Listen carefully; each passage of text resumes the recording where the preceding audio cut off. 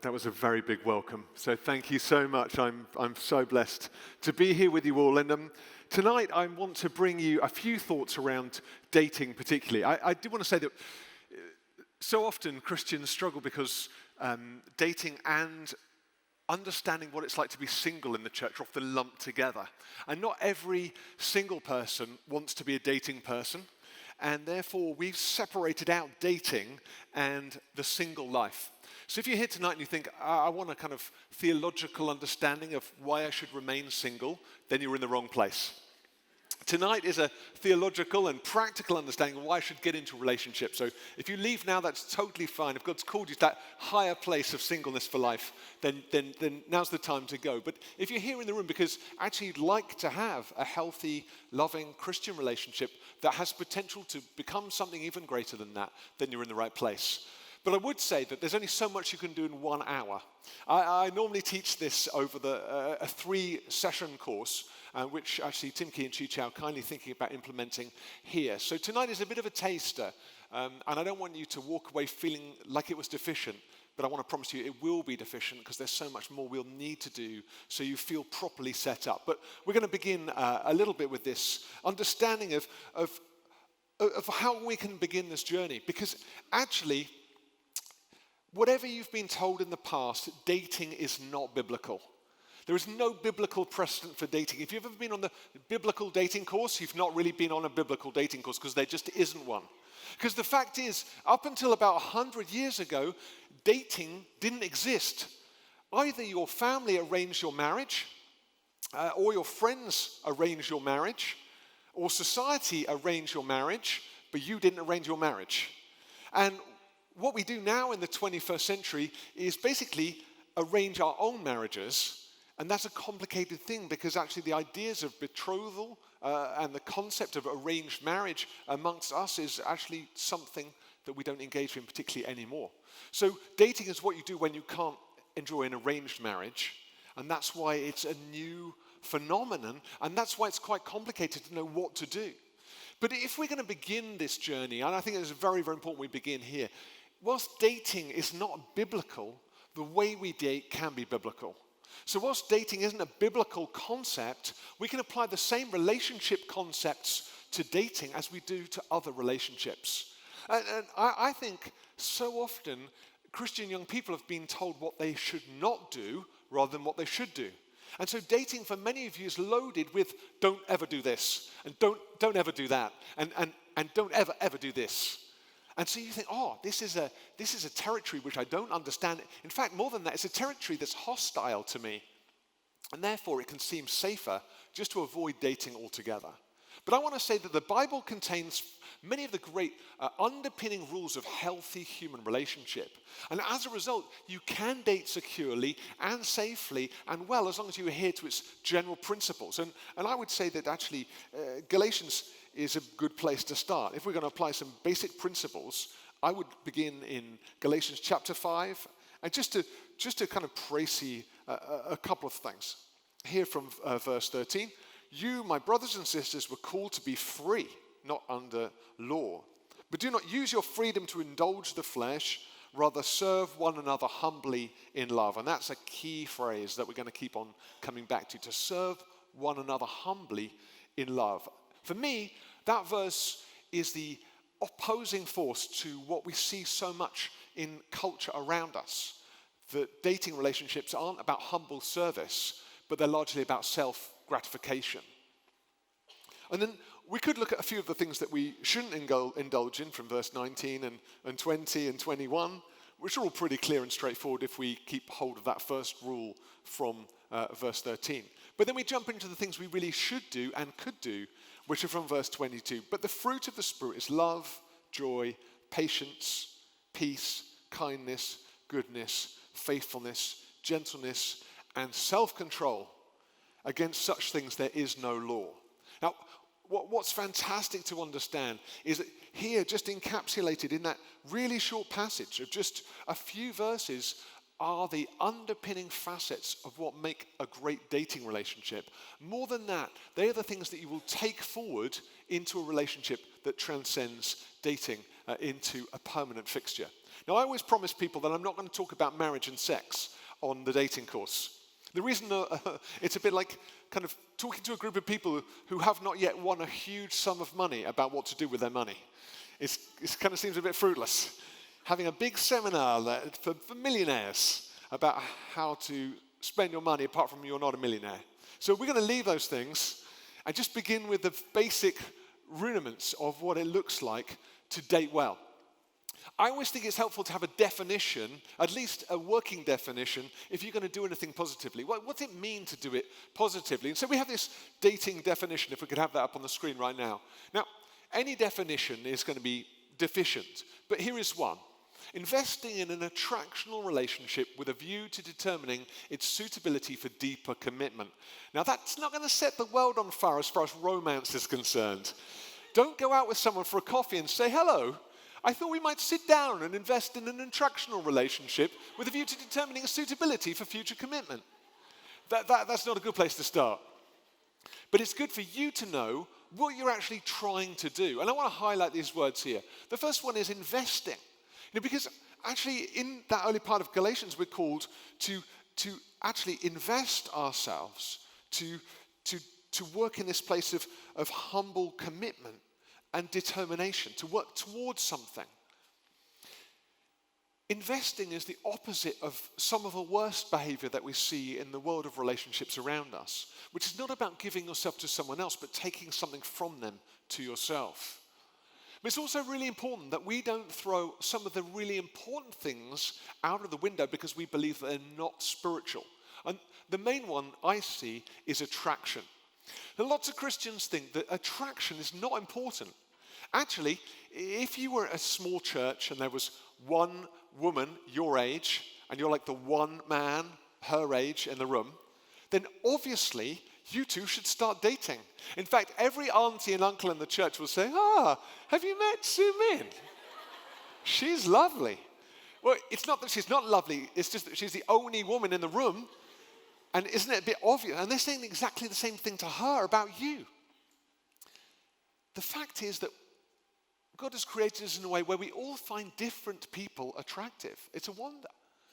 Look around you, how many couples there are very happy. They're very different. You might think, wow, how did they get together?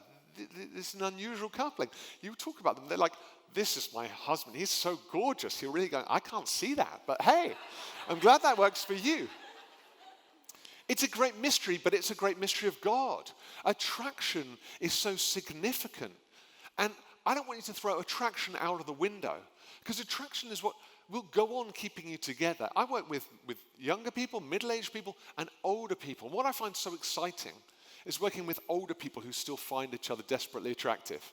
And we don't kind of like that so much in our culture. We're like, no, that's like old people loving each other. That's kind of awkward. But it's something special and wonderful when you find older people in love with them, still finding one another attraction. So that's been an attractional element to relationship. But there's a purpose to this dating. You see, when dating hasn't got a purpose, it becomes egocentric. It's just about me. And what we find in Scripture is that idolatry is effectively something that becomes egocentric. Idolatry is when we become the apple of our own eye, when actually God is the apple of our eye. Like idolatry is when we look in and look down and stop worshipping upwards. We become idols when we turn our eyes off of God and onto ourselves. And relationships can become idols if they haven't got purpose. We can love God through our relationships. That's a view to something greater. Or we can love ourselves in relationship. That's a view to narcissism and egocentricity. And all of that stuff actually creates a toxic household. So there's a view to something greater, and that's working out whether or not this relationship is worthy of deeper commitment. Notice it's deeper commitment, not no commitment.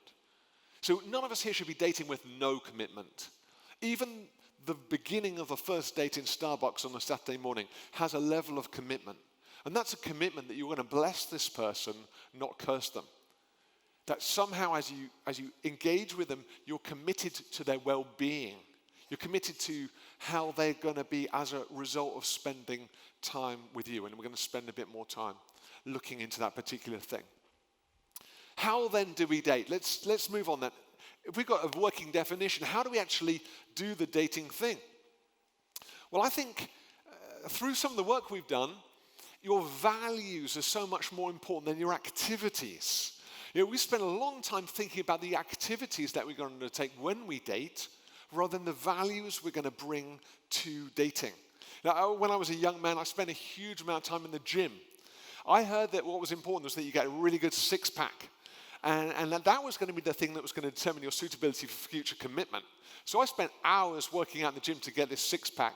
But of course, in England, it's so cold, no one ever takes their tops off anyway. So it's kind of a waste of time. Who's ever going to see the six-pack? What I should have done is spend a long time learning poetry and working out how to have good conversations with people. That would have been much better. We spent a long time thinking about what we're going to do on dates. I'm going to take someone to this amazing romantic restaurant. I'm going to take this person to, a moonlight walk on the beach. All that's going to be fantastic. We think about the activity, but actually we need to think about the underpinning values that we're going to bring. In 1 Corinthians 13, verse 4, it says that love is patient and kind. And kindness is one of the most undervalued characteristics in the world today. Kindness is king. Now, we did a study of 400 young people who wanted to date at HTB and were currently single. It was amazing to see how people polled about their requirements. Lots of the guys in the room thinking, yeah, I've been working on my six-pack too. But what we need to be doing is working on our kindness. Because guys, the ladies are saying, I really want to go out with someone who's kind. That was the number one dating point. That was the number one characteristic that girls were looking for about guys in my church. Some of the girls are going, no, I was looking for a six-pack. But let me remind you, not everyone said that. But most people said, I want kindness. I'm looking for someone who is kind. Kindness is king. So let's stop spending so long thinking about where we're going to go or how we're going to look, but how our heart actually is. Romans 12:9 says, let love be genuine. Genuine love is a love that's built. It's not something that's superficial. And again, quite a lot of us here tonight will think, I've had some bad experiences. I went out with someone who looked really great, but when I spent time with them, they just didn't match up to how great they looked. Or I started dating and I just found myself in a world of disappointments. It was like one thing after a next that disappointed me about this person. They started off seeming so amazing, and then by the end of it, I was like, I don't even know what's going on here. Wouldn't it be great if actually what you got under the skin was what you got on the surface? Or imagine if you actually, it was much more like an Easter egg and you peeled back the foil and then you got the chocolate. That the thing that was real gold, that was really special, was on the inside, not on the outside. I mean, it'd be nice if the outside looked pretty good too. But imagine if the outside looked quite good, but the inside was amazing.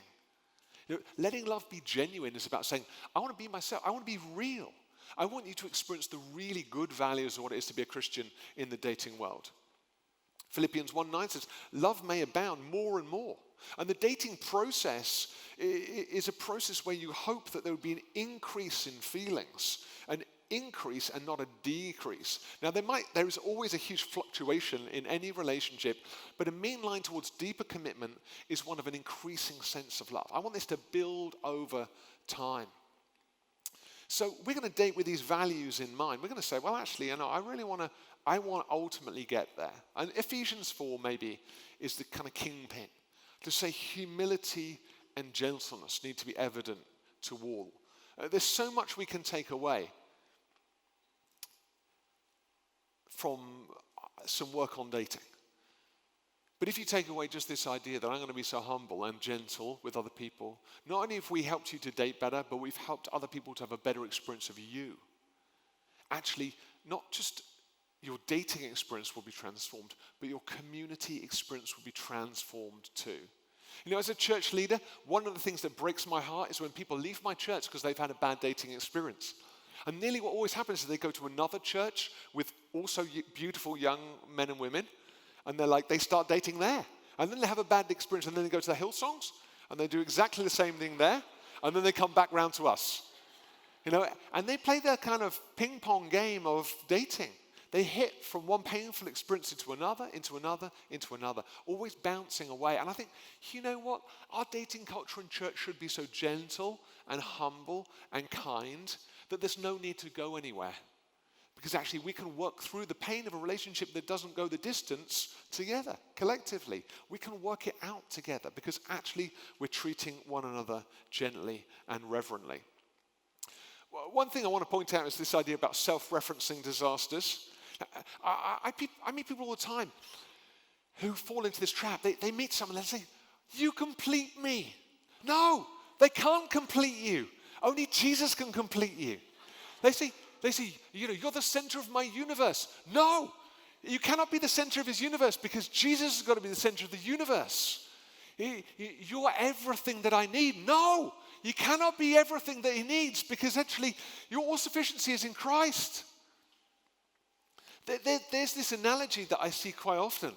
It's so offensive, I think, to single people. It's the idea is that you're half of a broken vase.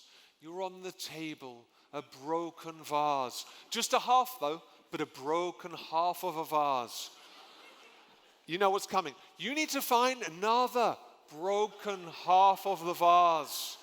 And when you get these two bits, you're going to come together.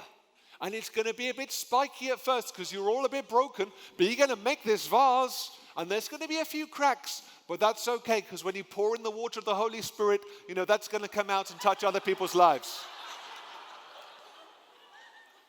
No, that's not how it is. Let me tell you how it really is. You're a broken vase, a whole broken vase. Then there's another person. He's also a broken vase, a whole broken vase. You're both on the table.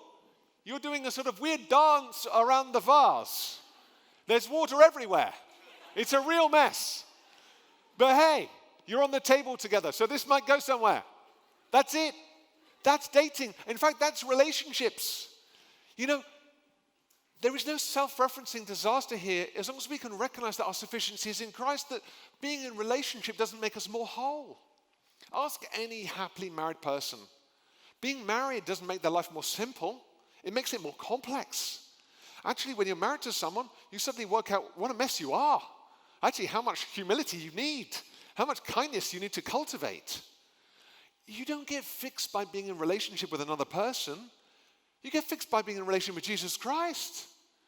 So we've got to bear that in mind and stop looking for someone to complete me. In the world, they always want someone to complete them because they don't know that Jesus can complete them. But in the kingdom of God, we know that Jesus is completing us. So we can be in good relationship with one another without needing to be narcissistic about it, without needing to drag someone else in and say, "Hey, I thought you were going to fix me up." Instead, you're breaking me apart.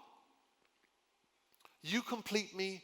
You're the center of my universe. I could not live without you. You're my perfect match. God has shown me that you perfectly complement you're my other half. Scrap all of those. Scrap all of those ideas right now.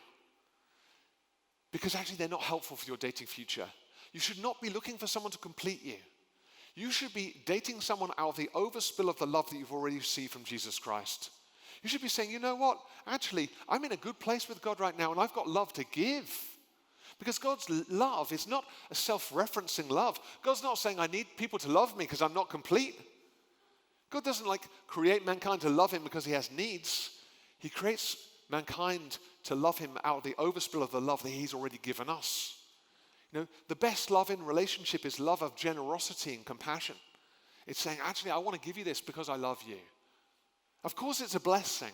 We're blessed when we give and we're blessed when we receive. But the key thing is not based on this need to be needed. Of course, in your relationship, there'll be times when you really need each other.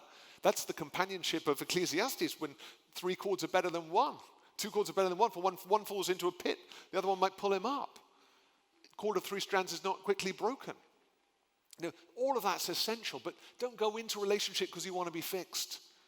Go into a relationship because you know Jesus is good, giving you the sufficiency that you need.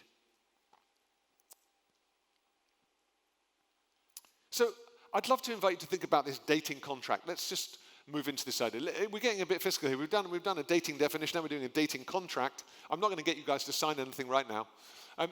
But let's be clear. I want you here at HTBB to make a commitment tonight to say, I'm going to do this. I'm going to do this right. I'm going to leave every person I date better off for having spent time with me. Wow, can you imagine a church where that happened? Where you left everyone better off for having spent some time with you, whatever the outcome. I'm going to determine not to manipulate or to spiritualize someone into a relationship. So this is the whole, you're in worship right now, you're praying away, and you see a girl who's super attractive at the back of the church, and then you go after her, I had a word for you, that you were going to marry me. Yeah, that's happened so many times.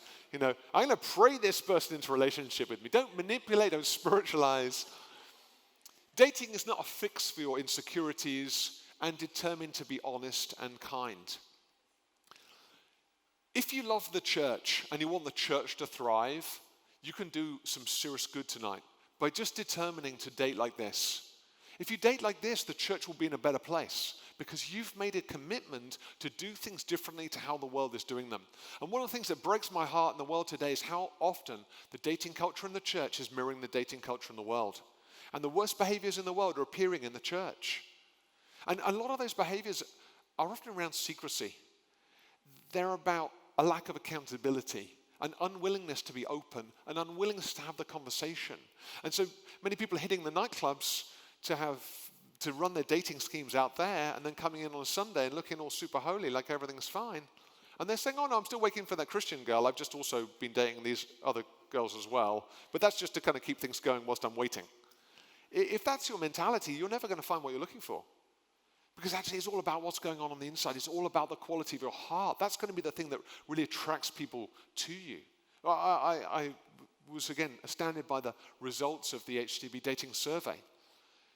And just guys were so far off base because what so many were saying was, I just want someone who loves the Lord like I love him. I want someone who's kind. I want someone who's honest. I want someone who's committed to grow something good. I'm not looking for all this flash. I don't care what your bottom line is. I don't mind what you drive. What I want to know is, do you love Jesus like I love him? There's a great foundation for a good relationship. Why is it so hard then? Well, it's hard because we're broken and our choosers are also broken. Do you have these here? Do you know what these are? Choosers?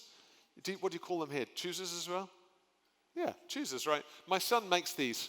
They have a number normally on the outside, like 1, 2, 3, 4, and then they have a color on the inside, like red, blue, green. So I'm doing it with my son Joseph. He's like, Dad, do my chooser, do my chooser. I'm like, okay, blue, air, 4, 1, 2, 3, 4. And I open it up, it says, you are poo. He's like, Dad, go again. So I'm like, okay. So I'm like 3, 1, 2, 3, yellow, what? I open up, he's like, you're a poo. I said, what's this, Joseph? He said, no, go again. No, I said, I'm not going again. And I opened up all the flaps, and it all said the same thing. The thing is, so many of us, we found that our choosers are actually broken. We keep choosing the same thing, and we keep choosing badly.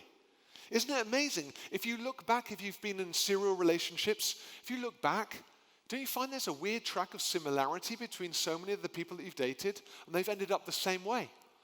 I have a bad dating history. When I was away from the Lord for about 4 years, and I spent a long time in sort of serial relationships. And I dated 3 girls who all had problems with food and eating disorders. And it's a really sad story, but the first girl I dated, that was a real problem for her.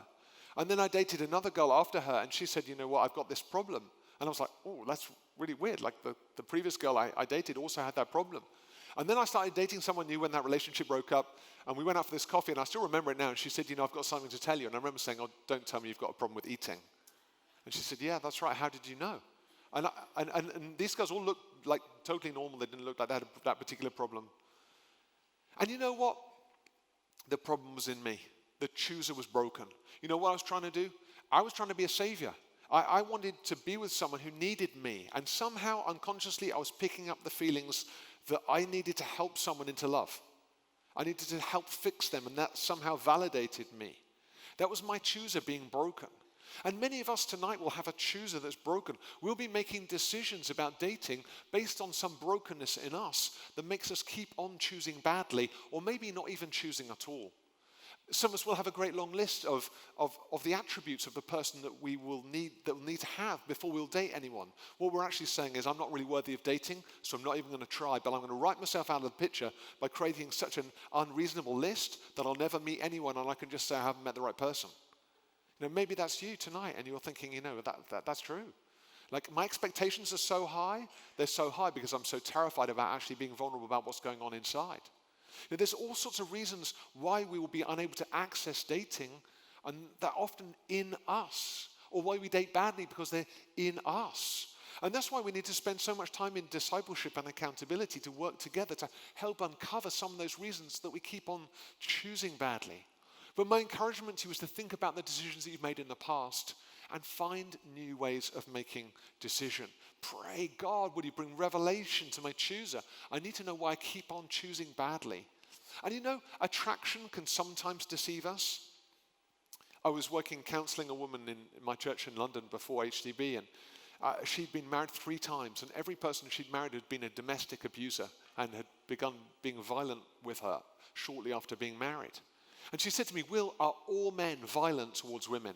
I said, no, praise God, I hope only a tiny number of men are violent towards women. She said, well, how come I keep finding these men? How come this has happened to me? We spent some time working and counseling together, and it was clear that her self-estimation, her value of herself was so low, she was unconsciously choosing people who were being violent towards her. That doesn't mean that was her fault. It wasn't her fault, of course. It was all on those guys. But it's an illustration of how important it is to be aware of what's going on in us before we go out there and look for somebody else. It's equally important that we demonstrate who we are up front, that we're real and committed to vulnerability and honesty. Well, who likes maths? Any math mods here? You all like maths. I've been around here long enough to know half of you work in finance. So I hope you all like maths. I think there's normally an equation for everything good, so let's have a look at the dating equation.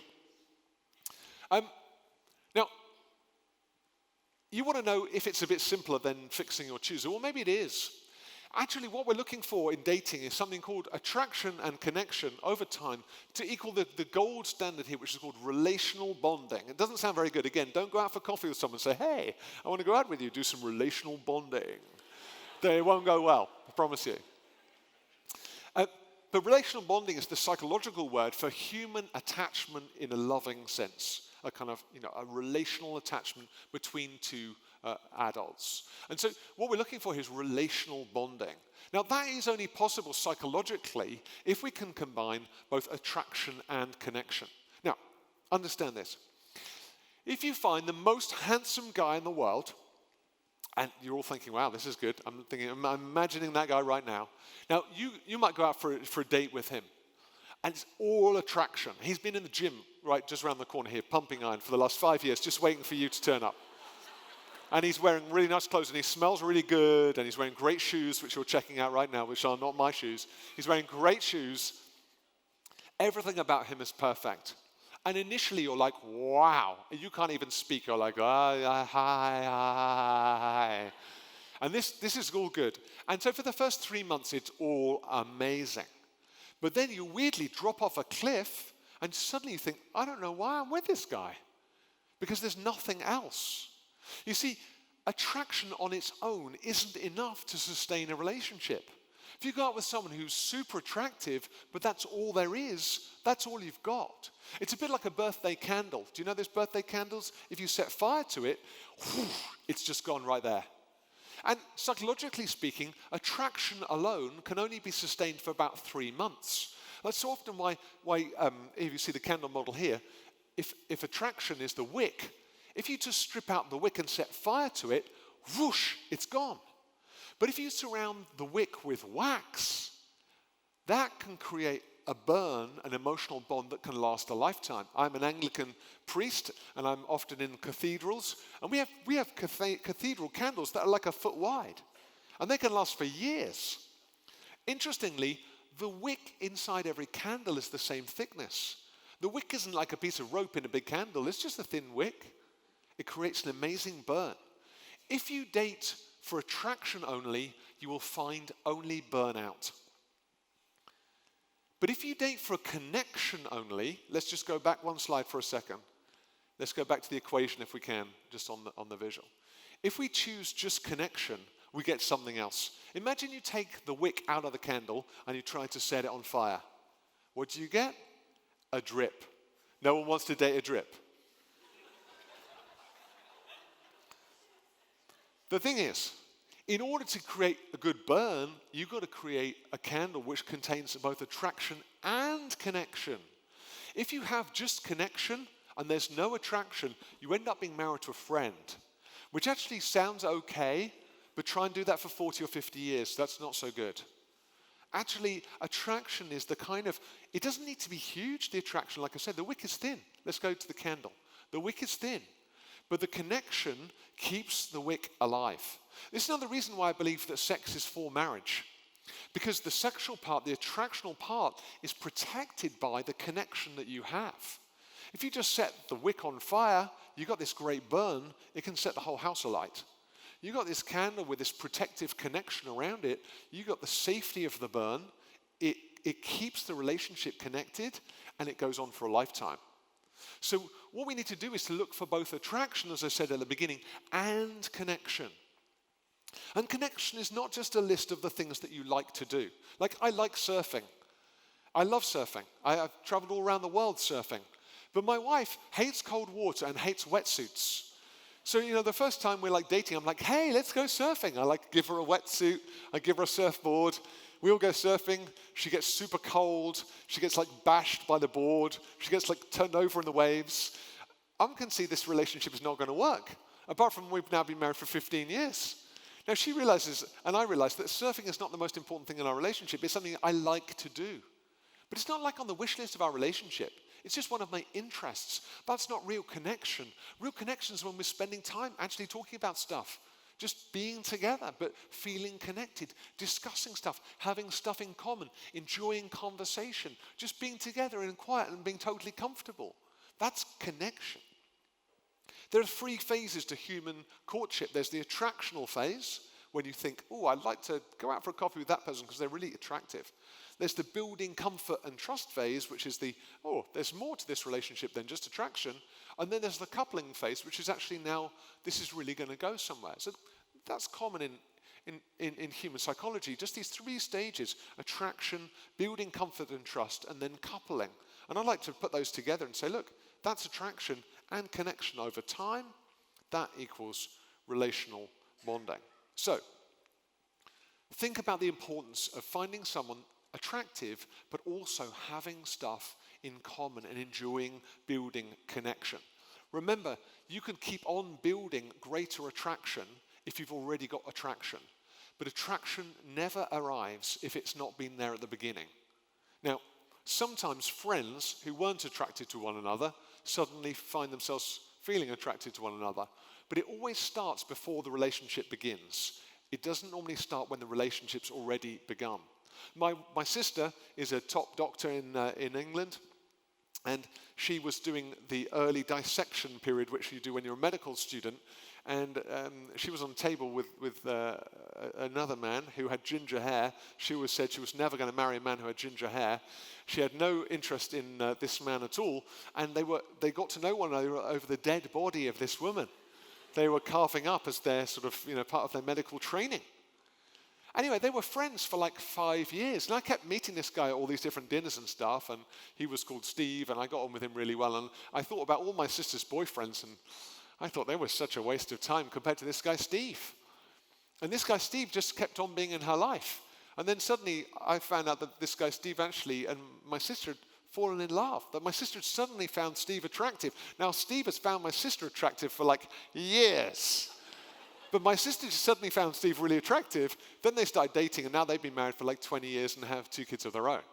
So what's exciting is that attraction can appear and it can grow, but don't start dating without it. Once you've started dating with it, more can come, more can appear. Because as you reveal the great goodness in someone's heart, you find them more and more attractive. I've been married for 15 years. I find my wife more and more attractive because I see more and more of her temperament and her Christ-likeness appear in my life. And her humility and her gentleness and kindness to me makes me think, oh my goodness, how do you live with me? we find more of that attractiveness as it grows, but it has to be there right at the beginning. If I was going to give you some really practical tips on what you should prioritize in terms of going out on a date, and I want you all to think about going out on a date, just risking it. We'll talk a bit more about that later. But I want you to know that conversation is king. So, as I said, you can spend a long time working out. You can spend a long time putting on makeup. You can spend a long time planning where you're going to go. But if you've got very little to say, then the relationship's probably not going to actually start up. Have a look at this little slide here. Sorry, we need to go back one. Just the conversation is king. Have you got that one at your end? We missed that one. Go back one? Can we go back one? No, we haven't got that one. What am I doing? Hi. We haven't got that one. No, that's fine. Well, look, let's just go back. Let's stay here for a moment. Conversation is king because actually so much attraction and connection is built through great conversation. If you've had a fantastic conversation with someone, if you really found that sparky chemistry whilst you're spending time over a meal or over a coffee, you think, wow, I want to come back here. I want to talk to this person more. And the best way you can do that is, number one, ask good questions. Conversation is not about your monologue about what you're paid and about what car you drive and about what holidays you recently went on or even what film you watched recently. Just ask good questions. Then listen to answers. Don't jump in. It's not like a game of ping pong where you chuck something in and they chuck something and then you chuck something and they chuck something in. Listen and reflect back what you've heard. Express empathy and use emotional reasoning. If someone said, oh, my pet cat just died, just go, oh yeah, I had a cat that died too. That's not a conversation. Try saying, oh, that's really hard for you. How did you feel about that? And they might go on a long time about cats. They might show you cat memes on their phone. I don't know. You might not even think that this is a good date, but the key thing is that you listened and reflected back and you showed some emotional reasoning. Avoid self-promotion and don't be flashy on a date. It's not about showing off. Best to keep something in the tank that you can show later. Don't just go all out on that first date. And always speak highly of others. And if they're waiting staff, always treat them with grace and courtesy and respect.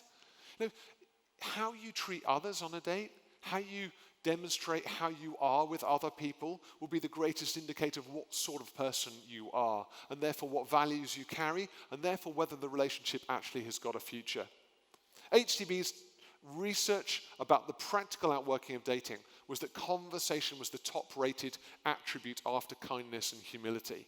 Our poll found that 54% of all polled listed conversation as the one thing that would mark out whether or not it was a good date. 54% said this one thing, and there's anything you could choose that could make a good date, 54% made conversation their number one attribute. So, how are you going to do this well? Well, I suggest that you practice. Spend time talking to friends. And talk to friends of the opposite sex about the sort of stuff that they like to be asked. Work out, actually, how to have this conversation well. So often in our cultures right now, it's very binary. So guys talk to guys about dating, and girls talk to girls about dating, which is weird, because surely you would talk to the opposite sex about dating.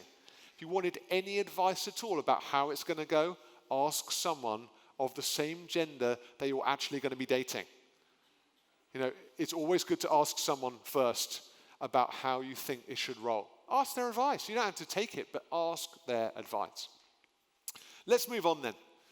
You might be surprised to know that psychologically speaking, there needs to be a minimum of 7 cumulative hours of dating in order to attain relational or emotional bonding. 7 hours, people. Think about that. You have to spend 7 hours with the same person in order to be relationally bonded to them. That is a long time. Because right now, I know what happens. It's 10:30 on a Saturday morning.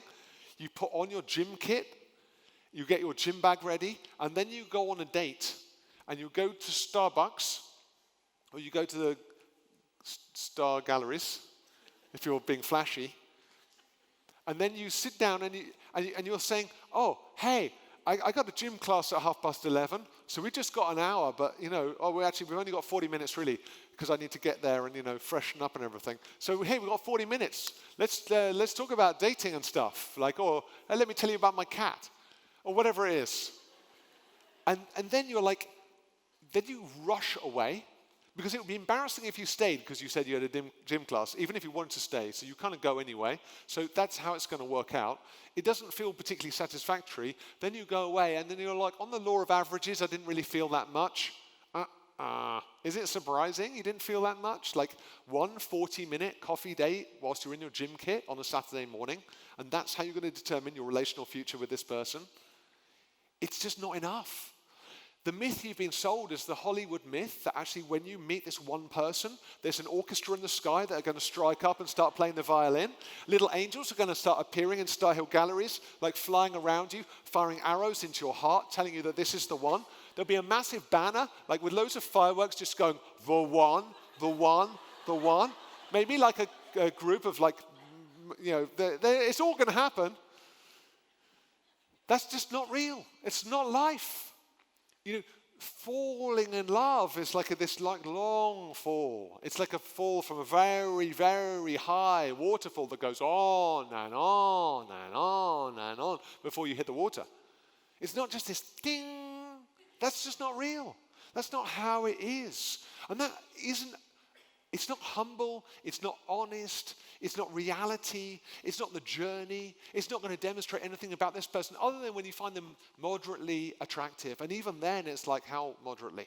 My first date with my wife, I thought it was a date. My wife thought it wasn't a date. Well, she knew I thought it was a date, but she decided it wasn't going to be a date. And I was trying to be flashy, so I booked this really expensive Italian restaurant in Oxford where we were studying. And it was a really smart restaurant. I couldn't really afford it, but I went anyway because I was so keen on her. I was like, I've got to show her the best. So I turn up, I'm wearing seriously smart shirt and slacks, my best shoes. She turns up in tracksuit bottoms. Literally, I think she put them on especially. And she'd just not done her hair, she'd not put on any makeup or anything. She literally looked like she just literally rolled out of bed. And I was like, oh, hi. She's like, hi.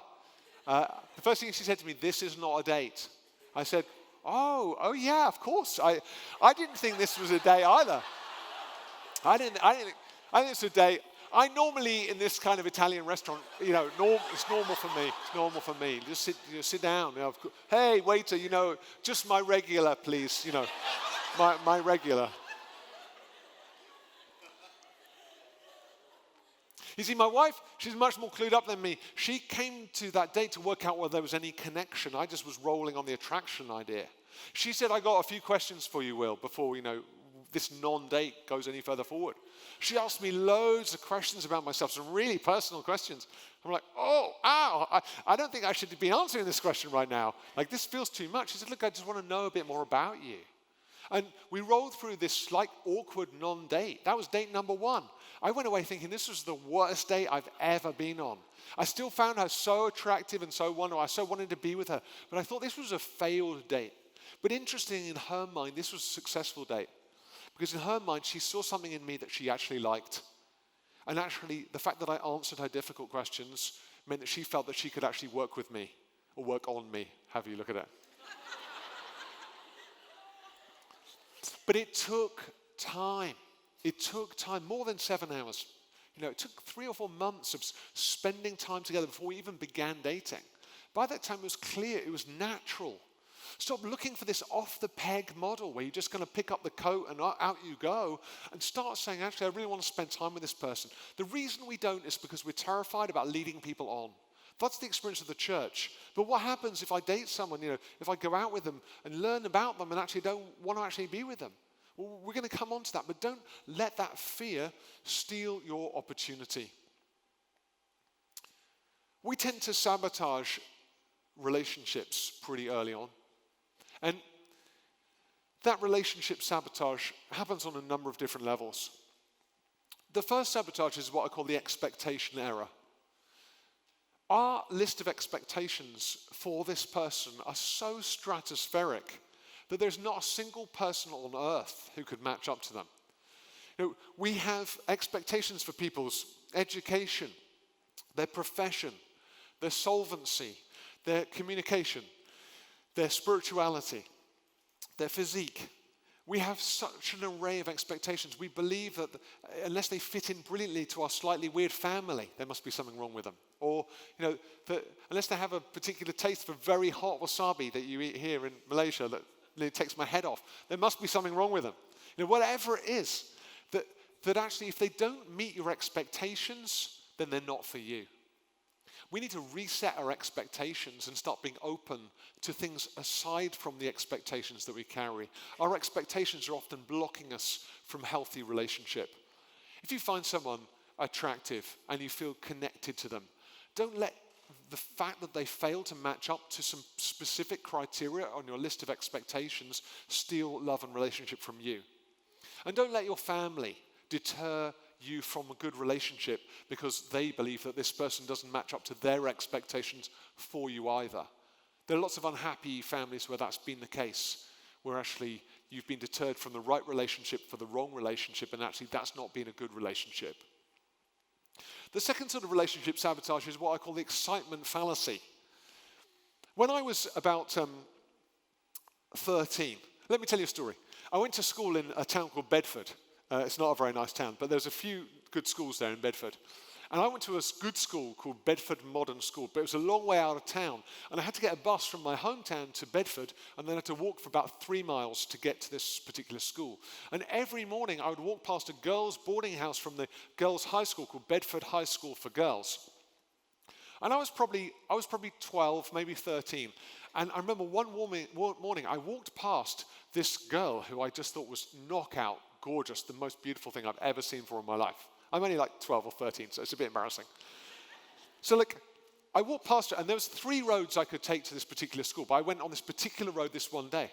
So the next day, I walk on the same road to see if I'd see the same girl, and lo and behold, at the same time, on the same road, I saw the same girl. And I realized that this girl was actually coming out of this. I wasn't stalking her, by the way. This is before mobile phones or anything. This was just normal human. So I walked past the girls' boarding house. So I realized she must be there. So for the next year, every morning I walk past. Now the first morning I'm like this. That's it. But after about 3 months, then I'm walking past and and then after about 6 months I'm smiling, and then after 9 months I'm like, oh, good morning. And this girl started saying good morning back to me, and it was like our morning ritual that every morning I would go past. Anyway. It came to February, the second year, and I thought, it's Valentine's Day. I'm going to write this girl a letter. Now, never ever do this if you're 13 or younger. I thought I'd write this girl a letter. So I wrote this girl a 6-page love letter. 6 pages. I thought it was a good idea at the time. And I was just searching, they were in Wikipedia then, but I was in the family, looking through the family books to find good poetry I could scribe out. I was in the Oxford English Dictionary trying to find, complicated words I could use to impress her. I wrote 6 pages of love, and I then, this particular morning, I popped it through the letterbox. And at the end of it, I said, would you like to come to the cinema with me? Anyway, this was the Friday, but on the Saturday, the telephone rang.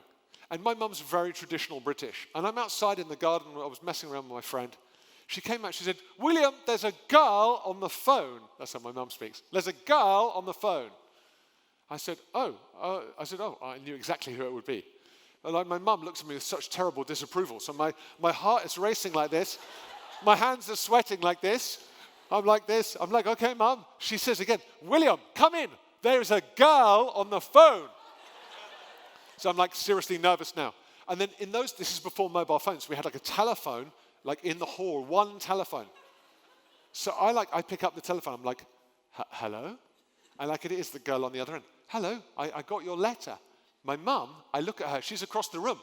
A girl on the phone. There's a girl on the phone. This is the first time there'd ever been a girl on the phone. There's a girl on the phone. I'm looking at my mum. I can feel her disapproval. I'm looking at the telephone. I can feel the embarrassment building in me. And I said, I'm sorry, I've got to go. And I put down the phone.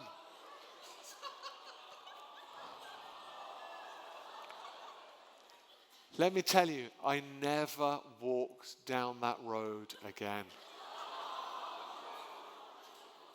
Never walked down that road again. Sad story. That's it. That's their redemption. She's not my wife. She's actually very happily married now, and she's a lovely girl. I actually know her through mutual acquaintances. But let me tell you, sometimes excitement can overwhelm us and lead us to make really bad decisions. One of the bad decisions we can make is that we can actually get that heart-pounding, super excited feeling. And that can be so strong and so powerful that when things do work out, we can think that that's normal for the future of a relationship. So we have this, I'm so excited about seeing this person. I'm so tense about it. I feel so unnaturally hyper about seeing this person that view of what's normative causes us to throw the relationship away when that begins to disappear.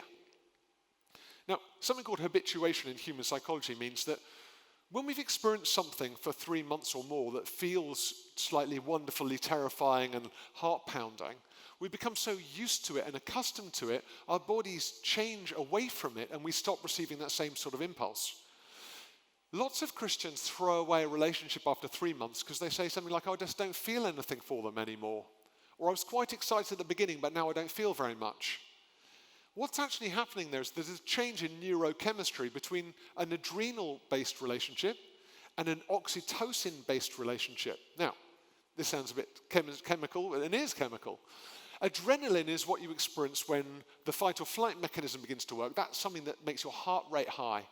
It makes you fluttery and kind of anxious. So people say, I've got butterflies in my stomach, it must be love. But after 3 months, adrenaline is replaced by oxytocin, which is the bonding neurochemical. And oxytocin is produced in breastfeeding, so babies feel connected to their mother. It's also produced in lovemaking, and that's what bonds couples together. It's also produced when we're in a dating relationship, when it's beginning to feel like love. So my point is, don't throw away a relationship at 3 months because you don't feel adrenaline anymore. Because maybe rather than feeling adrenaline, you're feeling what's really important, which is the bonding hormone called oxytocin. That's actually the thing that's going to keep a relationship going in the future. From a neurochemical perspective, it's never going to be adrenaline. We actually transition away from that I'm so super excited feeling into something much more normal, but much, much more powerful. The third relational sabotage point is that we can have what I call a faith fail. If you're a really committed Christian, I see this quite a lot, people say, I used to love God, but now I just love Sam. Well, what do you mean? Well, I used to really love God, with all my heart, but now I just love Sam. I feel my relationship with God has just kind of fallen off a precipice since I've been dating. So people throw away their relationship because they want to be wholehearted in love for God. None of you have done that because you all look at me blankly like you haven't got a clue what I'm talking about. Where I come from, in London, I sometimes meet people who have such a high spiritual bar that they almost feel that dating is a betrayal of their love for God. But what I want you to know is that you can love God through relationship. That actually God called man and woman to separate from their family, to be made one flesh, and that one fleshness would be an act of worship to God. The sexual union in itself is an act of worshipfulness. That actually being together and loving one another is an act of service to God. It's the Great Commission worked out in practice. That I was naked and you clothed me, I was hungry and you gave me something to eat. That works in relationship too. That actually we can serve God in love through relationship. The fourth and final part of relationship sabotage is what I call the trapped trap. This is the idea that there will be someone more attractive who will appear at the doors of HTBB next week and you should have waited for them instead. FOMO is kind of rooted at the heart of the millennial generation. You might be missing out on something better. But I want to tell you, if we're really going in for this thing in terms of the character of a person, then you will never find better gold than you find in chemistry with someone who you fall in love with. You can't replicate that. There is unique chemistry between you and another person. It doesn't matter how good looking someone else is, they cannot create what you already have. And therefore, throwing something that you have that's good away for something that you haven't got with someone else who looks better is a massive mistake. So my determination, my encouragement to you is to allow that FOMO fear to pass you by and say, I am committed to this for as long as this lasts. I'm committed to this for as long as this lasts. Don't be sidetracked by the FOMO fears. We've got to come into land, and we've got some time for some Q&A in a minute. But I want to point out that unless you're safe to break up with people in church, we've got a massive problem. Because that means that you've all got only one try from now, and if you get it wrong, you've got to leave or stay single for the rest of your life. That doesn't sound good, does it?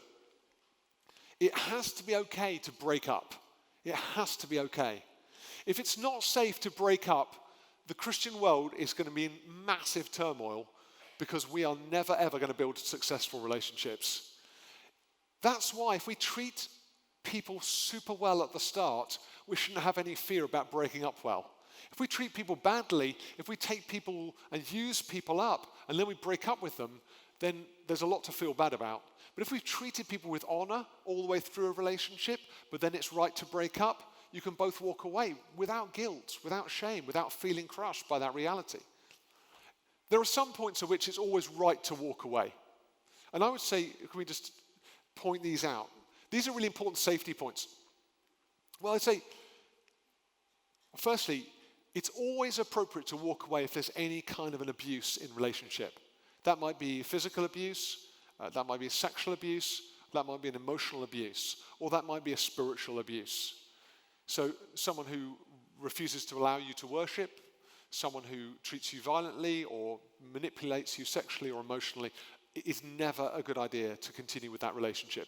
And you might want to make that person change, but they need to change outside of the relationship with you, not with you in it. So that's always a walk away.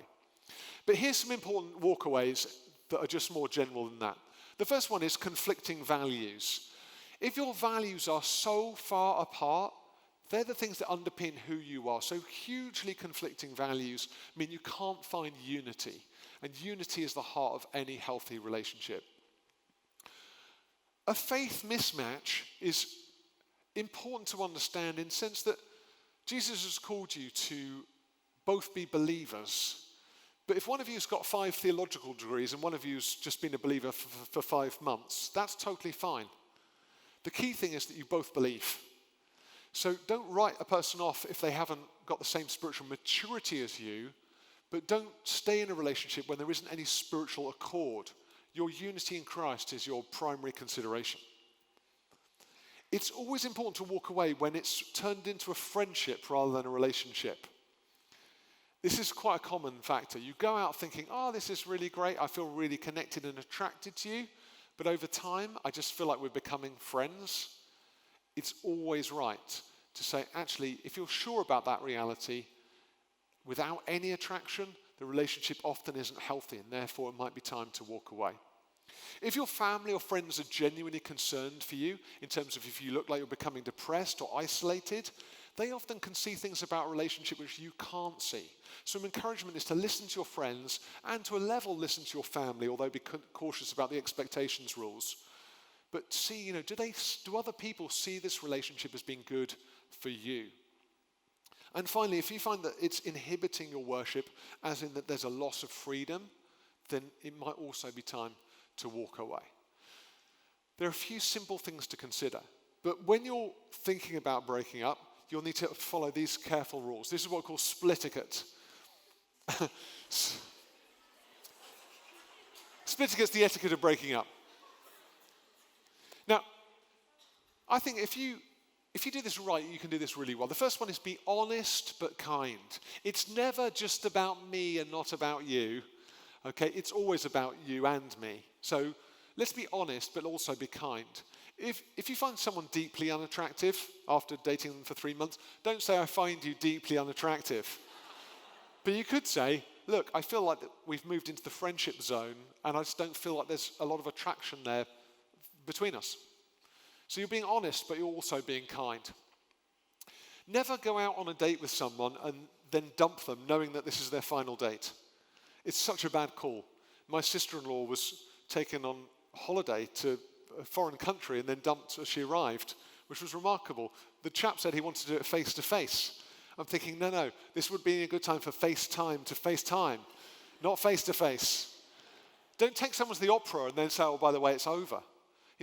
Set up a safe place and a good time. A safe place isn't normally in your flat. A safe place is often in a public place, but in a private space within a public place.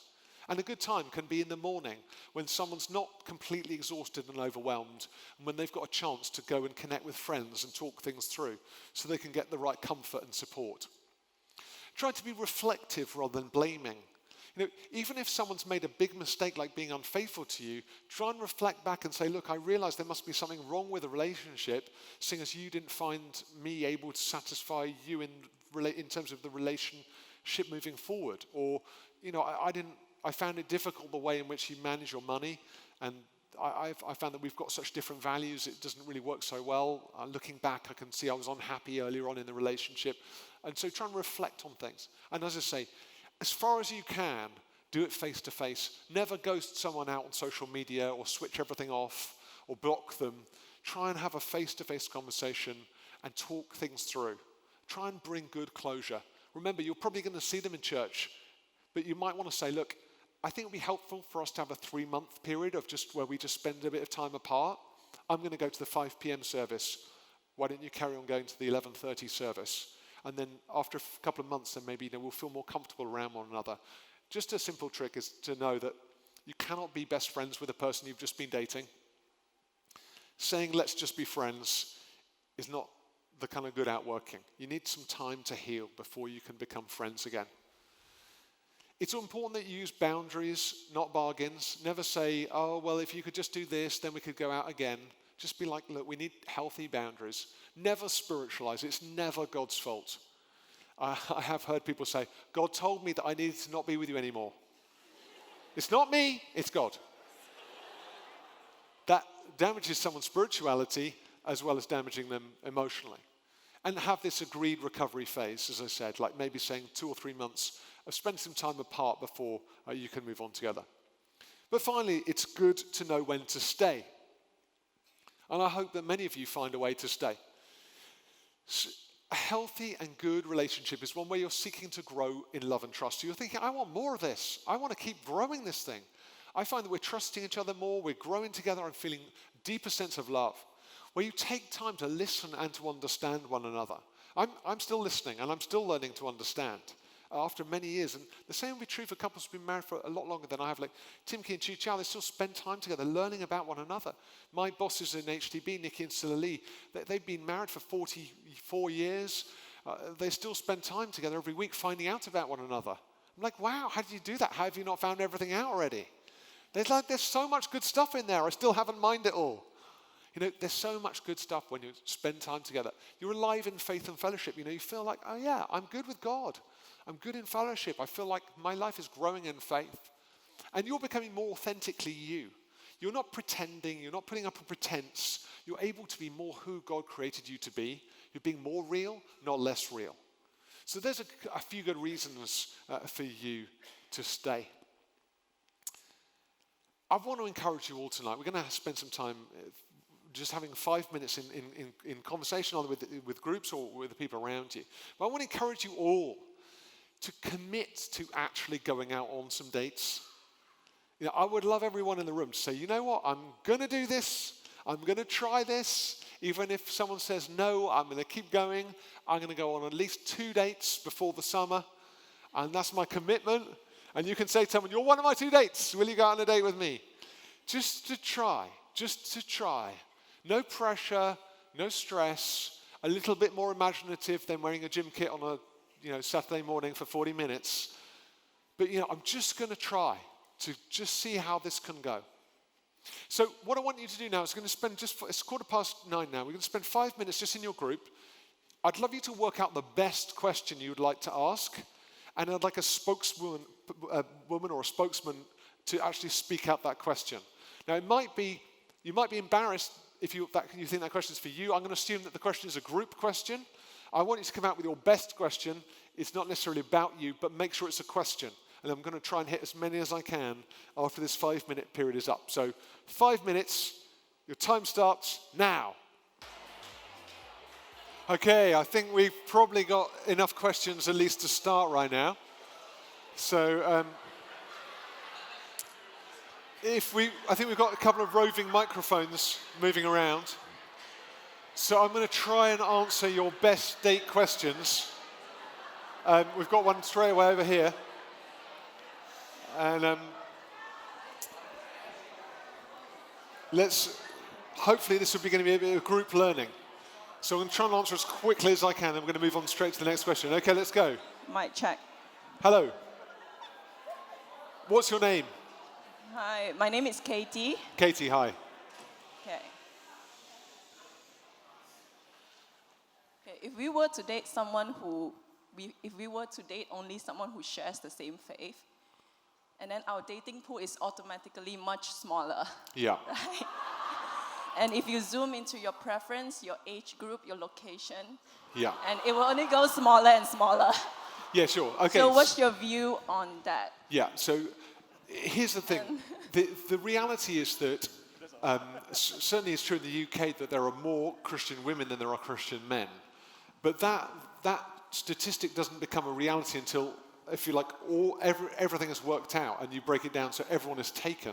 And the reality is that actually not everyone is taken. That, say, in this community, there are lots and lots of single men and single women.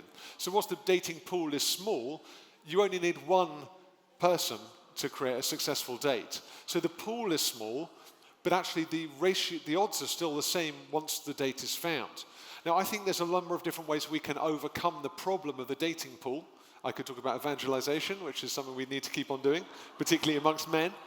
But I also think it's important to use new technology. So I think there's some great Christian dating websites and there's some great Christian dating apps where we can connect with people from other churches.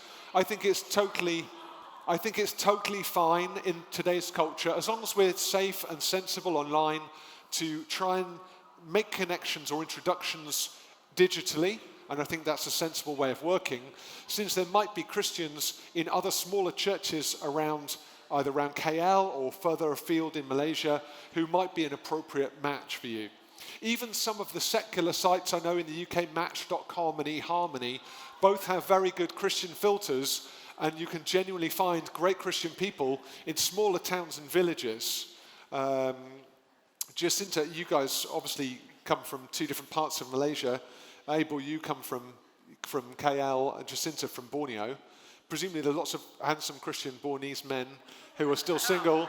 And obviously they're sad about you leaving, Jacinta, but they're still out there waiting for a potential connection with one of the young women from here, from HTBB. So just a point of fact, the reality is, yes, we've got to be a bit more savvy and got to reach out a bit further, but there are ways of doing it. So this church is not your only pool. Is that okay? Is that all right to go with? Yeah, let's go here. We just had a question about what does it look like in terms of leaving family that you mentioned when you're going on to be married, if that's what you're working towards, in a context where family is really important? Yeah, it's a really important question. I mean, obviously, scripturally, the principle is that there's this leaving and cleaving model that we will leave. I mean, it's even the Genesis model, so it's the earliest model of the migration of family, that we will leave our husband and wife and be, a mother and father and be united with a husband or wife. And within the Anglican service for marriage, we talk about that, and there's actually a part of the ceremony where the father traditionally would give the bride's hand to the priest, who then passed it on to the husband as a sign that you're leaving one family and creating a new one. However uncomfortable it is, it's a spiritual principle, and therefore I think it deserves a spiritual priority. And I don't think you can have a very successful relationship if you don't actually leave. Because if you don't leave, you can never really cleave. And I know in some cultures there is a greater sense of loyalty to family than in others, but I think ultimately God's called us to make our first priority our spouse and not our first priority our mother-in-law. So we have to make a decision, are we actually going to honor God or are we going to honor tradition? And I think everything about Christianity says honor God, don't honor tradition. It's not that we shouldn't honor tradition for tradition's sake, but it's actually we should honor God first. And so ultimately it's a decision we make in relationship when we say, Mum, it's great, I love you to bits, but my first loyalty now is to my wife. My first loyalty now is to my husband. Because ultimately under God, that's where our new first loyalty lies. So I think it's really, really important that we have those tough conversations. They're about boundaries. And ultimately, they create better and more harmonious family relationships too. It's normally about where does everyone stand. Sometimes we can bend over backwards for the sake of keeping everyone happy, but actually create immeasurable unhappiness as a result. Nearly all families respect the decision for leaving when they see healthy cleaving. So it can be hard, but it's a very, very important spiritual principle. Great, another one. We've got other groups here, so we've had two. Yes, hello. Yeah, go ahead. The group wants to know. Yeah, thank you. Haniel here. Are you single? Yes, Anil. Yes. Still single, yes. Looking for love? Is it okay for girls to ask guys out? And related to that, I guess, are there any gender-specific roles in dating? Really good question. You know, I get this question every time I run the dating course. And it's really interesting because it's what I call a Marmite question. Do you guys have Marmite? You either love it or hate it. Apparently, there's actually genetic disposition to whether you love or hate Marmite, depending on some taste bud receptors. So I would say there are a number of women in the room who would hate to ask someone out. They feel that was all wrong. They'd be like, I definitely don't want to have to ask a guy out. There's other women in the room who'd say, I'd love to ask a guy out. I think that would be right. What I would say is it's horses for courses. It's if you are the sort of woman who would like to ask a guy out, a guy who says yes to you is the sort of guy you should probably go out with. Because that guy's going to be like, yeah, right on. You know, this is like a modern woman. This is exactly what I'm after. Like, we know it's equality. It's 11 player field. You know, we're really like going for it here. This is what I really want. A really empowered, like fiery woman with like really new views. If you're the sort of woman who likes to be asked out by the man, maybe it's a more traditional view and you're looking for that. And so when the guy asks you out and he's a bit more sort of, this is, you know, my responsibility, you feel, oh yeah, this is the sort of guy I should be going out with. So it works out in the end. What I would say is there's absolutely no reason I can see why a woman should not ask a man out. That's not to say it's not an issue of preference, because it is. It's just about preference. But I would absolutely say that, you know, the sort of woman who, and a woman who would ask a man out, the guy who's going to say yes, that relationship's going to work, that's partly setting up a relationship in the dynamic that it's going to work away from, which is a good thing. So if you're a woman who that's for you, all I can say is go for it. And if you're a woman who thinks that's not for me, that's absolutely fine, then wait for it. The key thing is that you can do what you know is right, but there's certainly no kind of reason why that would not be appropriate. And I think in the 21st century, that's absolutely healthy and good to know that it's an issue of taste. Yes, we've got one over here. Hi there, what's your name? Hi, Will. I'm Rachel. Hi, Rachel, are you single? Thanks for sharing your wisdom with us. See how she bypassed that? It's really quick. Rachel, everyone. Hi. Yeah, so my question is, because you mentioned that it's okay to date a Christian who is probably not as spiritually mature as you, but what if it's someone that is of a different faith, like a Muslim or a Buddhist? Yeah, but the thing is, you connect. You know, you feel very connected, and the attraction is there and everything. But you guys just have different faiths. So how do you go about this? Yeah, it's a really great question, and it's a sensitive question. But you know, I would always say, what is God's best? I mean, in the scriptures, we're always looking to say, well, what is God's best, Mark? Like, if you had at your disposal a wish list of everything that you'd really want in line with Scripture, I think most people in this room would say, you know what, I would love to have everything there that I think God would love to have there. And I think having a shared faith is one of the things that would be at the top of that list. Nearly always what I find is, not necessarily, it's only you, I know it's a group question, Rachel, but often when we're vested in terms of we have either a non-believer, a non-Christian, or a member of another faith who we find attractive, that's the kind of reality we're trying to work out, is this okay? Now, I would say that great is the mystery of faith, in terms of there is no doubt in my mind that many relationships do work out that are of mixed faith or, you know, that sort of dynamic. But I'm always asking you, if you were going to set out on a journey of dating, would you set out with that aside, or would you set out with that in the boat? And I think I'd probably having a different conversation with people here who maybe are dating someone who isn't a Christian or are dating someone of another faith than I would with you guys who are not dating.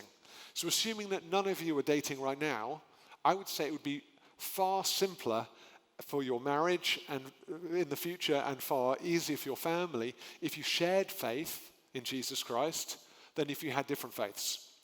But if you were currently in a relationship with someone of another faith, then we might have a more pastoral conversation about how that might work out. I talked to you about my sister earlier, and my brother-in-law wasn't a Christian, which was a big concern to me and to my family, but my brother-in-law became a Christian, and now if you go to my sister's house, he's leading the Bible studies. He's always the one who wants to talk to me about Jesus, and let's pray, let's read the Bible together. So God does work in a mysterious way, and often that is an outworking which can be good, but I don't think we should enter into a relationship trusting that that's always going to happen, because you can't marry someone with a view to converting them. You can only love them as they actually are. So it's a difficult one to answer, but I would say if you're not dating anyone right now, and you can make a decision to date a Christian, I would encourage you to date a Christian. Ultimately, the scriptures are clear, don't be unequally yoked to a non-believer. And so that's the kind of call, is to say, let's make that a gold standard if we possibly can. And I'd say in my relationship, I'm sure it's true for many of the leaders here, praying with my wife, loving Jesus together is one of the real powerful constructs of our marriage, and therefore it's one of the really important foundation stones for a healthy relationship for us. Great, let's go on. Another one. Yes, thank you. What's your name? Oh, you've gone silent on me as well. Hello. Hello. Hi, Will. What's your name? I'm Sien. I'm Sien. Nice to meet you.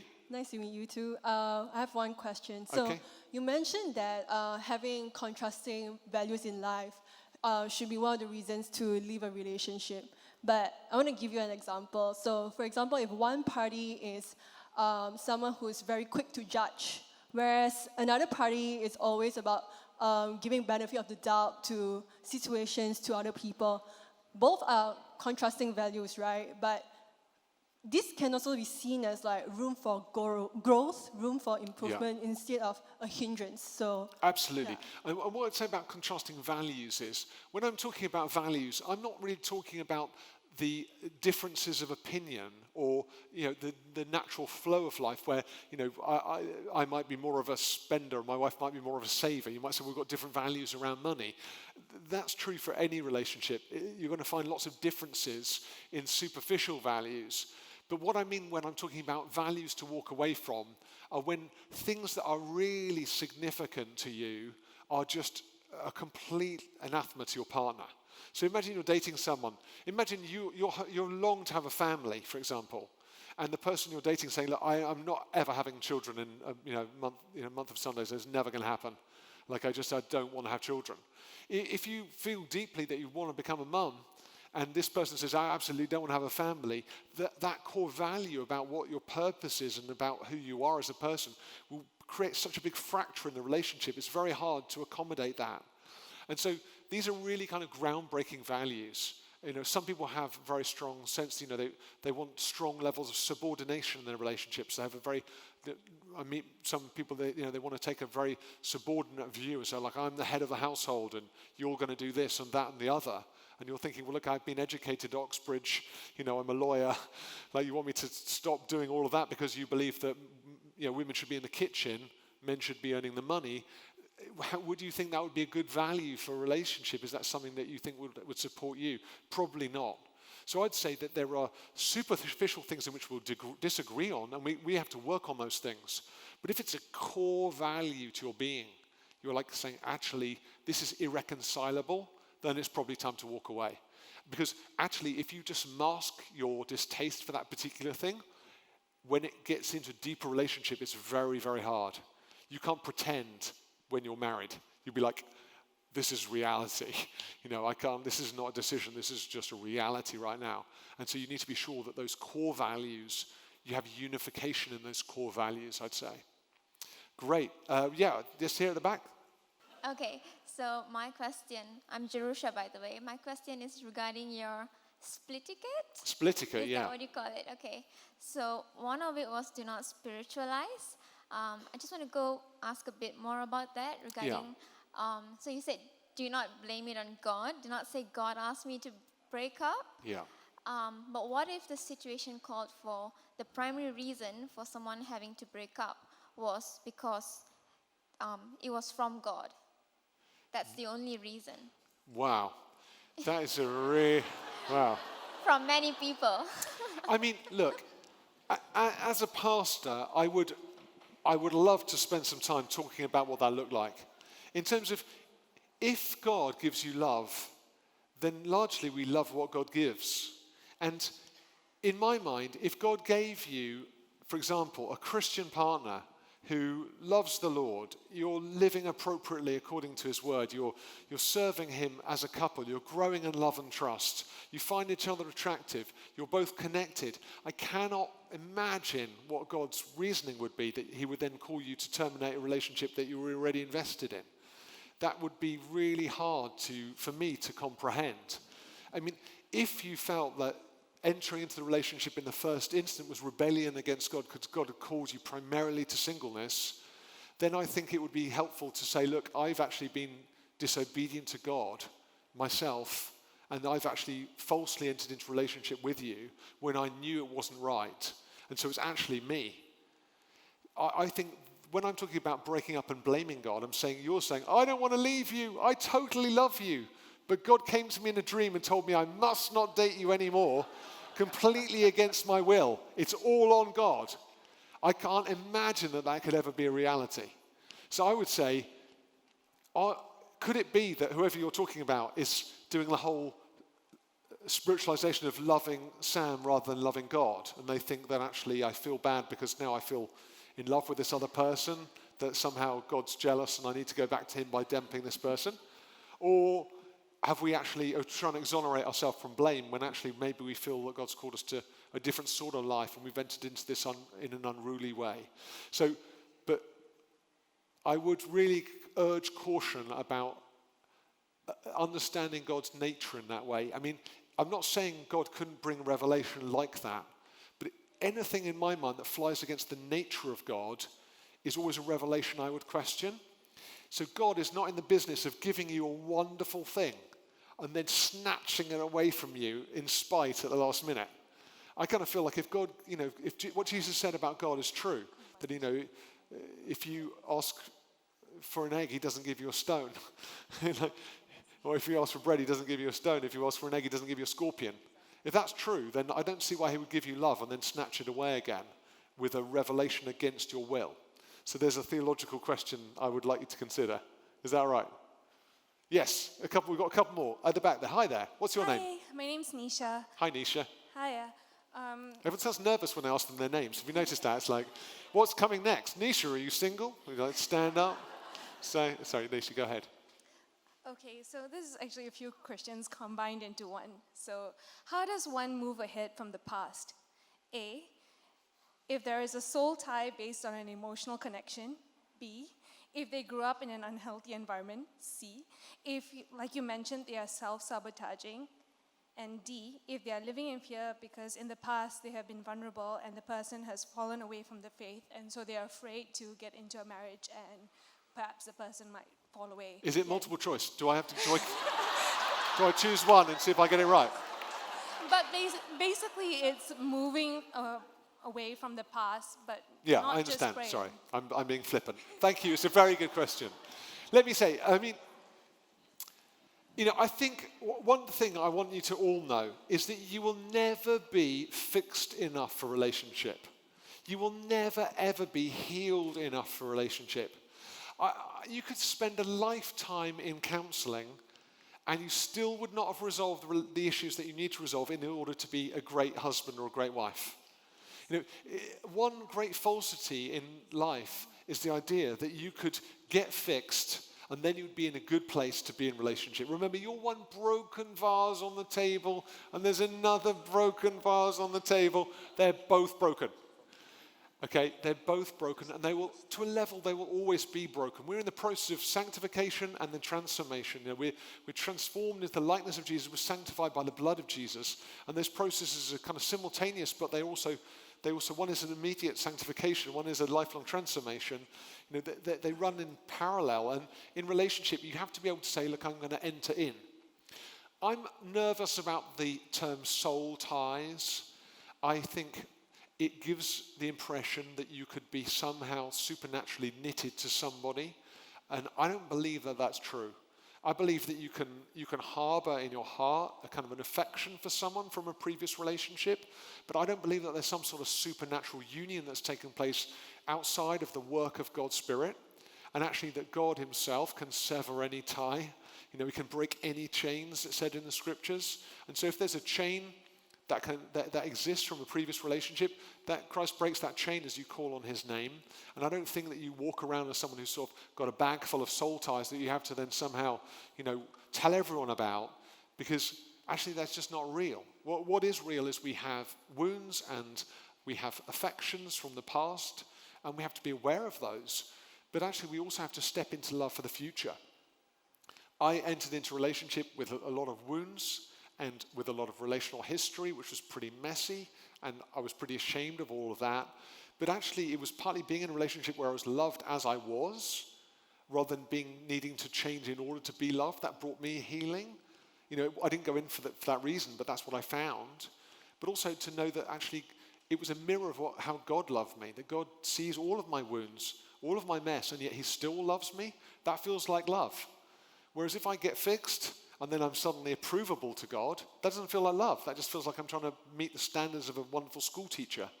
And so there's something here where we have to be self-aware, but we want to not overwork the whole I need to be sorted in order to date well.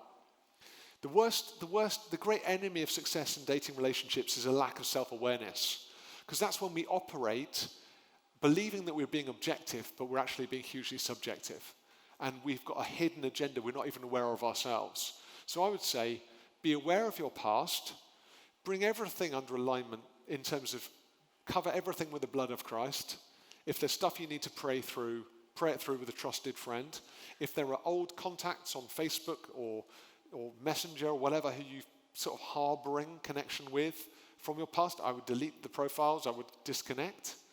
If there are relationships which are unhealthy, which kind of seem to linger on, I would terminate those cleanly and clearly, and then I would move forward.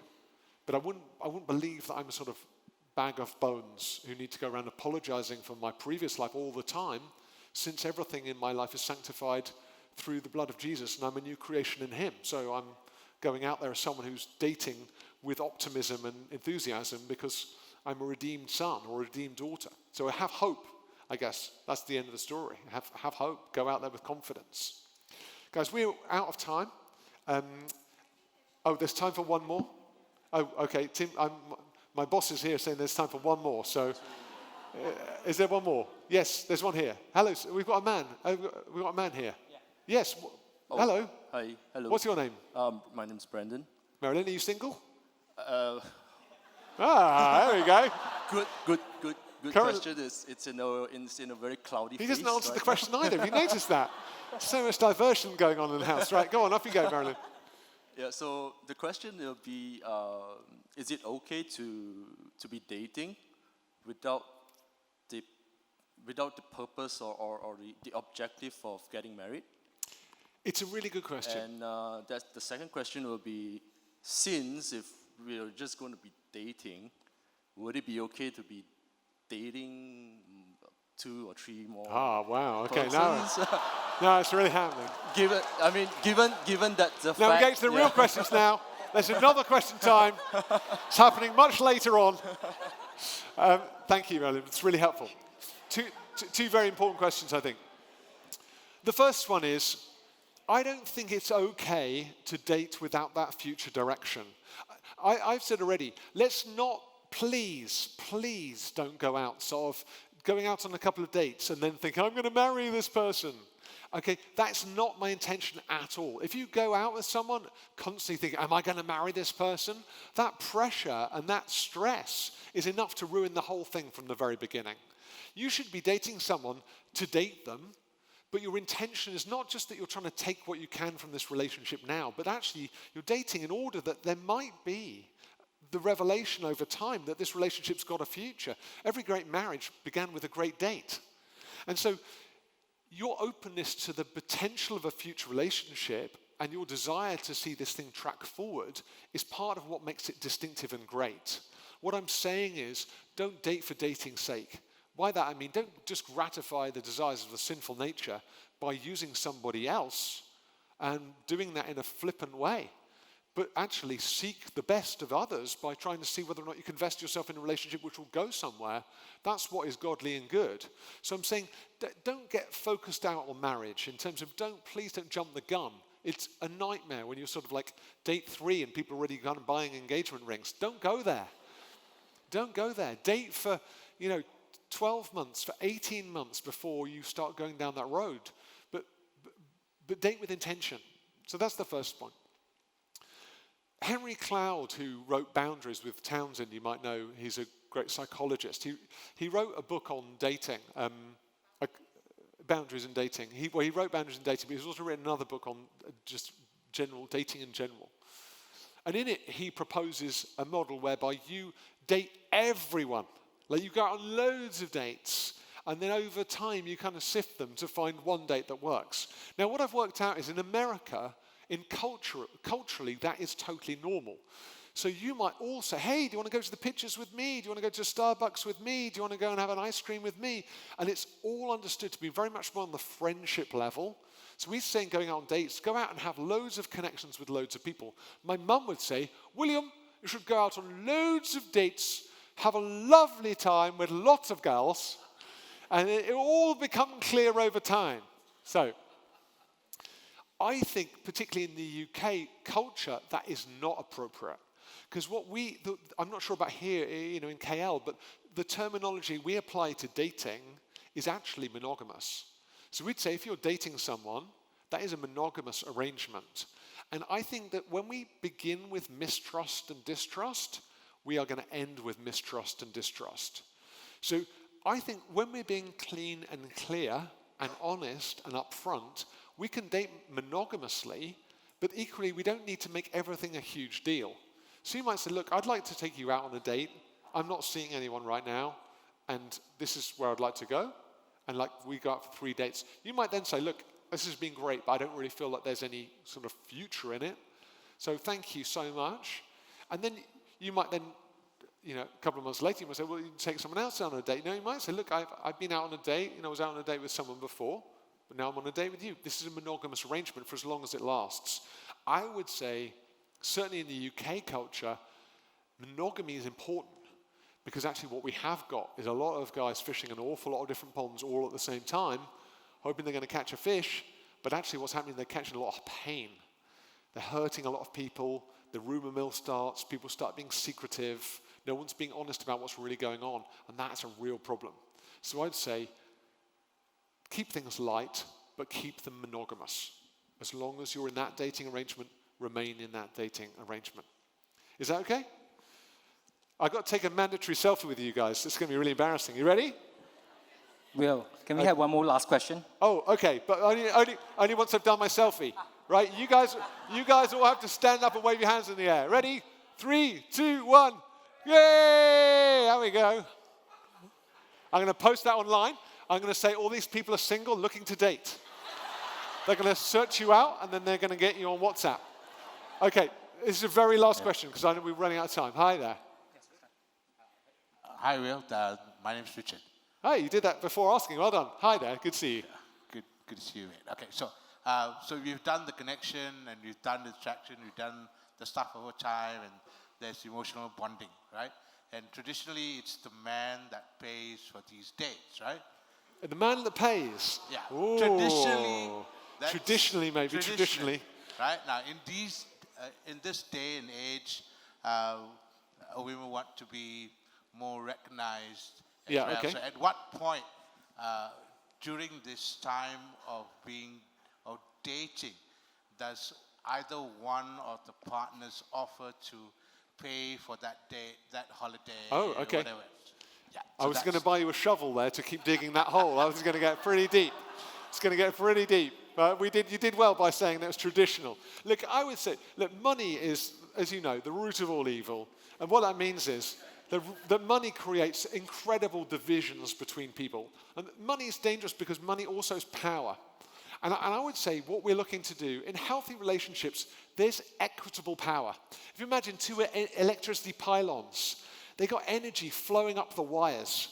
When they're connected, there should be sparks. if all the energy is flowing one way, someone is getting, pushed down. Someone's getting oppressed. Someone's getting overwhelmed. And often it's money that's the beginning point. It can be polite and it can be appropriate and it can be gallant to pay for dates, but also it can be totally appropriate to share the bill. And it can be appropriate to take it in turns. I mean, I would say a nice way of working is to take it in turns when you're just in the early stage of a date. Say, look, hey, I'd like to buy you lunch. No, let's share the bill. No, why don't you get the next one? Okay, there's going to be a next one.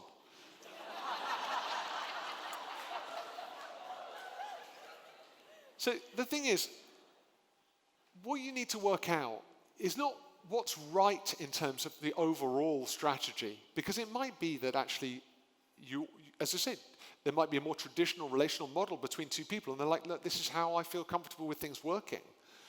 But even if there's a huge disparity between your payment in terms of who's earning more and who's earning less, demonstrating some financial equity, equitability, some measure of equality is it's a real blessing. Because you're saying, look, I want to empower you. Why don't you buy me an ice cream?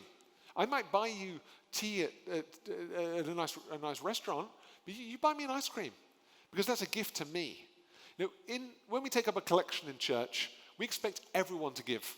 And Jesus honors the widow because she gave out of her tiny amount everything she had. And he doesn't honor the rich people who pour in all of their gold into the temple's coffers because everyone gives. And it's the same in relationship. Whether you've got a lot or got a little, relationship is about mutual giving. And therefore, I think some level of mutual giving in financial method is really, really important to set the standard for your relationship in terms of giving to one another. And you can do this through, we talk about love languages on the marriage ministry. We will have different love languages. They might be, physical touch, words of affection, giving gifts, spending time, or acts of service. And in all 5 ways, we need to give to one another. And so we have to think about a way of mutuality, loving and supporting one another with a level of equality. I hope that's helpful. Hey, you guys have been a brilliant audience. Thank you so much. It's been really fun to be with you.